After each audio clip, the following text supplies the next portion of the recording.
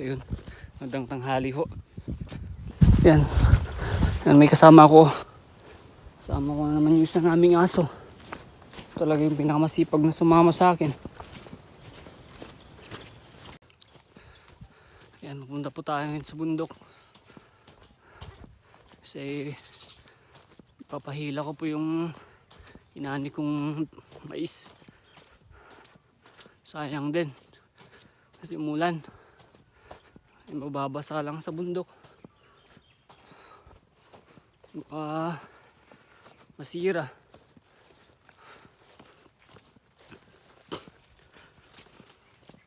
Konti lang naman po yun. Mga 14 na sako lang.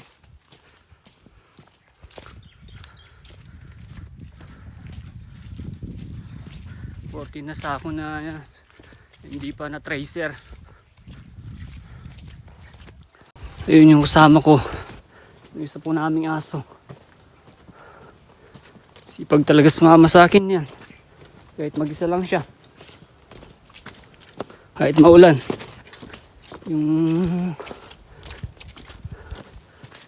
mat na naming aso pag ganito na hindi na sumasama. At ayun, malapit na po tayo. Kalahati na. At yung ibang kasama naming tatanim din ng mais dito sa bundok. Di pa sila nakaani. Pero pwede na yan. Wala siguro silang mahanap na taong mag-aani pa. Kasi marami pa rin ginagawa yung mga tao sa amin ngayon. Yan. Tsaka wala ka na din mahanap ngayon na labor sa mga ganito. Kasi mas gusto na nila yung mas madaling trabaho, hindi na initan. Tsaka makati kasi ang pag-aani ng mais. Tsaka laban mo talaga init. Pag maaraw. Pag ganito naman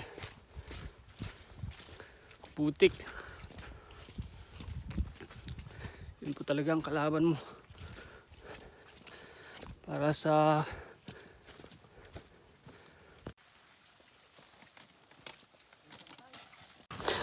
ayan po yung bota ko. Kapal na ng putik. Bigat na sa paa. Yun nga po, bumigay yung panghila. Kailangan ko munang isa ko yung iwan ko kahapon.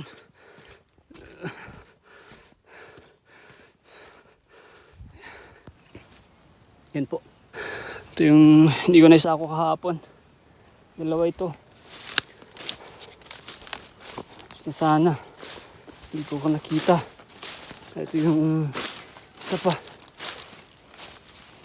Yan. Isang basana.